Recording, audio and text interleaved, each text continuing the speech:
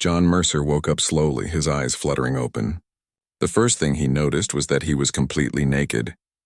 He sat up, heart pounding, and tried to remember what had happened. Last night he had gone to sleep in his tiny quarters on the remote Arcturus station, tired from a long shift maintaining the station's fusion reactors. He remembered brushing his teeth, setting his alarm, and then nothing. Now he was lying on a smooth surface that felt softer than the mattress at home, yet somehow alive. The walls of the room glowed faintly, pulsing like a heartbeat. John's pulse quickened as he swung his legs off the bed and looked around. Nothing in the room looked familiar. The room was perfectly clean, with no furniture except the bed and a few floating orbs hovering silently in the air. They emitted soft blue light, scanning him continuously. John reached out to touch one, and it moved away just out of reach. He frowned. "What the?" he muttered. Then a voice filled the room. Not through a speaker, but inside his head. "Subject 47. Welcome back. Your trial begins." John froze. "Trial? What trial?" "Who's there?" The voice didn't answer. Instead, the walls shifted slightly, revealing a holographic interface with symbols he had never seen before. But strangely, some of the shapes seemed almost human, almost designed to make sense to him.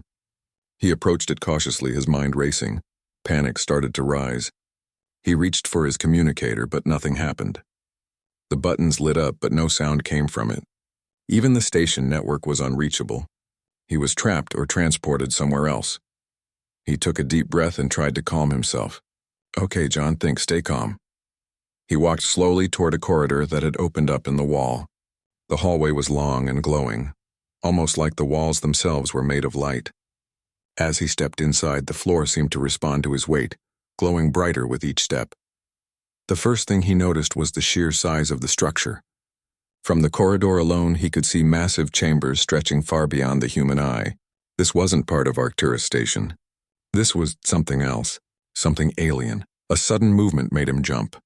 A panel on the wall slid open, revealing a human figure inside. She was naked too, but unlike John, she seemed enhanced. Her skin had faint glowing lines, and her eyes shimmered with an unnatural intelligence. Who are you?" John asked, his voice shaky. "I'm Dr. Elena Park," she said calmly, almost whispering. "And you are here for a reason. They want to see if humans are ready." John frowned. "They? Who are they? What is this place?" Elena didn't answer immediately. She gestured for him to follow her down a side corridor. "You'll see soon enough. But you must trust me, at least for now. This place, it's alive and it tests us. Everything we do, it watches." John swallowed hard. "Tests? What kind of tests?" "Tests of intelligence, courage, and adaptability," she said. "Things aliens don't understand about humans. Things they cannot predict." They reached a large chamber filled with strange machinery that hovered above the ground. Screens and floating devices lit up when they entered, displaying alien symbols. John tried to comprehend the technology, but it was far beyond anything humans had ever built or imagined. Yet he noticed something strange. Among the alien displays were interfaces that seemed human-friendly. Buttons and levers responded to his touch, as if someone had prepared them specifically for humans. Elena noticed him examining them. "Yes, they underestimated us. They think they can control humans by making everything predictable. But humans are not predictable." John felt a surge of pride mixed with fear. "You mean, we're being tested?" "Exactly," she said. "And so far we've passed the first part, surviving the awakening." Before he could ask more, the chamber trembled. A low hum filled the air, vibrating through the floor. The floating devices around them began to swirl faster, forming intricate patterns. Panels lit up with alien scripts glowing brighter than before. "They're moving," Elena whispered. "The ship. It's leaving the system. Hold on." John grabbed her arm instinctively. The floor shifted slightly, almost like the ship was breathing. He stumbled and nearly fell, but Elena steadied him. Through the chamber's wide observation windows, or what he assumed were windows, he saw stars streaking by, bending unnaturally. This isn't possible," John muttered. "No ship can move like that." "They can," Elena said grimly. "This is their standard travel. Faster than anything humanity has ever built." The hum grew louder, resonating in their chests. The floating devices projected a holographic map of stars, planets, and unknown systems. John realized that every human star system in their charts was just a tiny dot in the vastness this ship could reach in moments. Suddenly, alarms, or what he assumed were alarms, flashed across the walls. A voice, metallic and alien, filled the room. Subject 47 and Subject 12, prepare for the first trial. Survival will be tested. Fail and you will cease to exist. John froze, panic threatening to overwhelm him. Cease to exist? Elena placed a hand on his shoulder. Her glowing eyes met his. Do not panic. Stay calm. Observe. Humans have something aliens do not, the ability to think outside the rules. John nodded, trying to steady his breathing. He wasn't sure he believed her, but he had no choice. He looked around the chamber, searching for any clues, tools, or opportunities.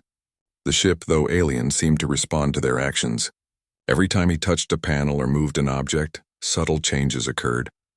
That's it, Elena said, noticing his realization. They're testing not just our bodies, but our minds and instincts. Every move counts. John's fear began to shift into determination. Despite being naked, trapped, and facing a superior alien intelligence, a spark ignited inside him. He had survived in space before, handled emergencies no one else could, and adapted to situations that seemed hopeless.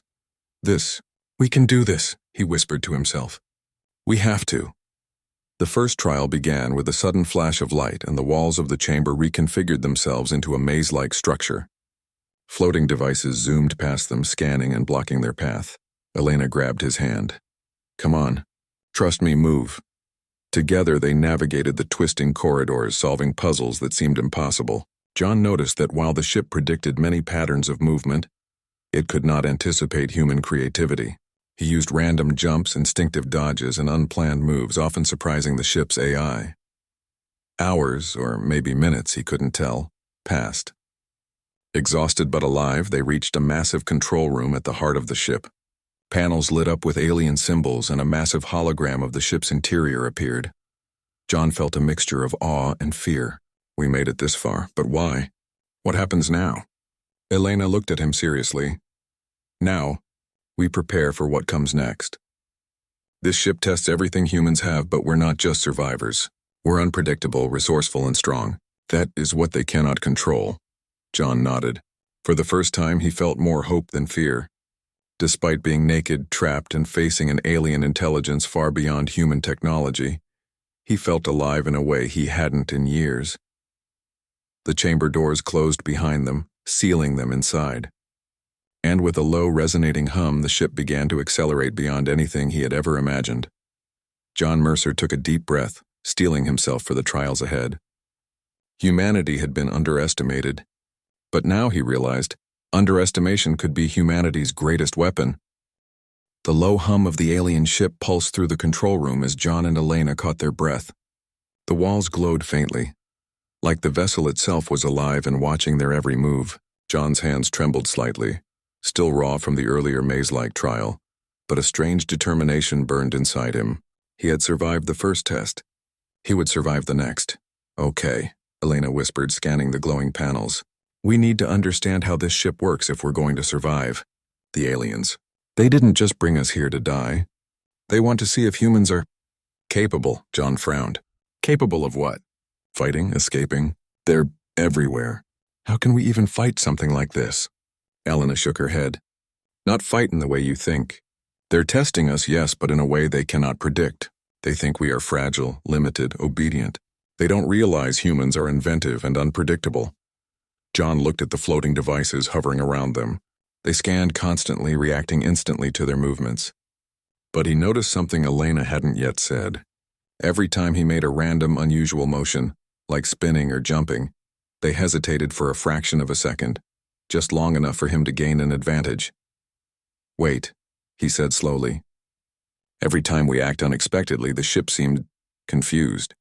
Maybe it can't anticipate creativity. Elena's eyes lit up. Exactly.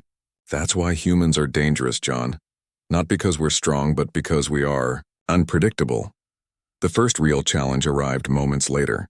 The ship's walls shifted again, forming a massive chamber filled with energy fields that cut through the floor like invisible lasers. Panels lit up, displaying alien symbols John didn't understand.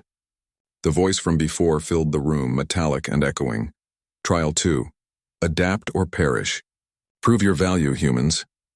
Elena looked at John. We need to get across this chamber without triggering the energy fields. Observe patterns, trust your instincts, and improvise. John swallowed hard. He studied the fields. Their movement seemed patterned at first, but then subtle irregularities appeared. Tiny shifts in timing that didn't repeat exactly.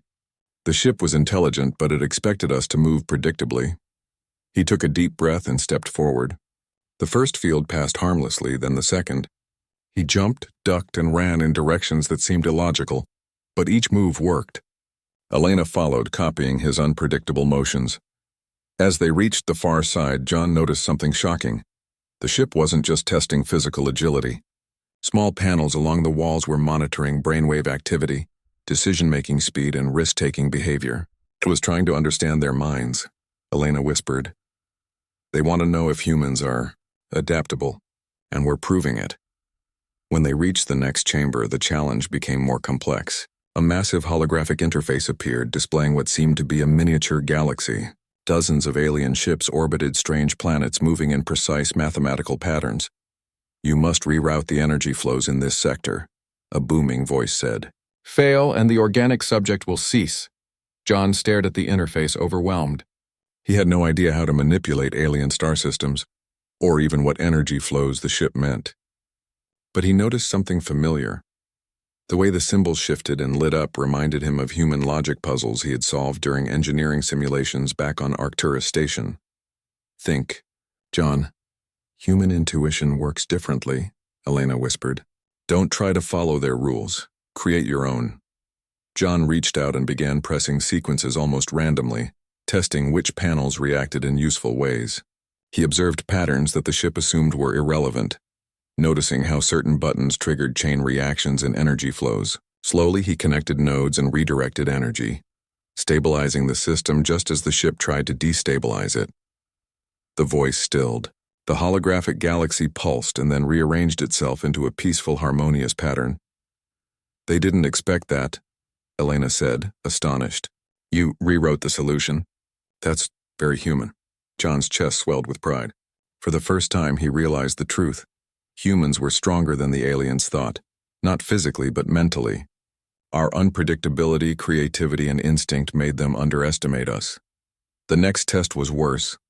The walls melted into darkness and gravity shifted violently, tossing them into 0G. Objects floated around them, sharp alien tools spinning like deadly satellites. The voice spoke again. Final trial, survival and dominance. Humans will fail. John gritted his teeth. Not if we use our heads. Elena nodded, activating a small panel floating nearby. She improvised, using the tools to anchor themselves and manipulate the environment. John noticed the floating devices hesitated as they moved, reacting slowly to human unpredictability. He realized the ship's intelligence was vast but rigid. It could analyze logic and predict patterns, but it could not anticipate chaos. Together, John and Elena improvised weapons, shields and pathways from the alien tech. They dodged spinning tools, redirected energy pulses, and used the ship's own systems against it. Every move was unexpected, every decision outside the alien logic. Finally, they reached the ship's central core. The air pulsed with raw power, bright and intimidating. A massive holographic form of the alien intelligence appeared, a glowing, shifting mass of symbols and patterns. You have survived. Unexpectedly, it said. Humans are different. John stepped forward, chest heaving. Yes, we are. You underestimated humans. You think we are predictable, fragile, and weak, but we adapt. We think differently. We survive. The alien form pulsed, almost recoiling. You rewrote the trials. You defied expectation. Elena added, that's because humans are not just logic. We feel, we create, we improvise.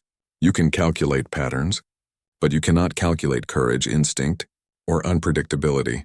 The ship's core shifted violently, almost as if it were trying to erase them from existence, but John and Elena worked together, redirecting the core's energy back into the ship's systems. Sparks of raw power erupted, then calmed. Slowly, the core stabilized. A silence filled the chamber. Then the alien voice spoke, softer this time. Observation complete. Human, worthy. Humans, capable. Trial ended.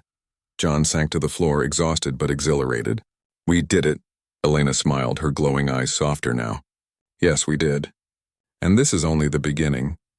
The universe is vast and humans are stronger than anyone has ever imagined. John nodded, finally feeling clothed and steady. I thought we were fragile, naked, exposed, but the truth is, we're resilient and unpredictable. That's our greatest strength. Elena gestured to the observation windows. Outside, stars stretched into brilliant streaks of light as the ship traveled faster than any human vessel. And now the real journey begins. We've passed the first trials. Next, we show the galaxy what humans can do. John stood looking at the glowing expanse around them. Fear was still there, but now it was replaced with pride and determination. The aliens had tested them, underestimated them, and thought they could be broken. They were wrong. The ship hummed alive and vast, but John Mercer and Dr. Elena Park had learned a truth no alien could calculate. Humans survive. Humans adapt. Humans are unpredictable. And in that unpredictability lay the power to shape the future. The ship began to descend toward a nearby star system, and John knew one thing for certain. Humanity's place in the galaxy was about to change forever.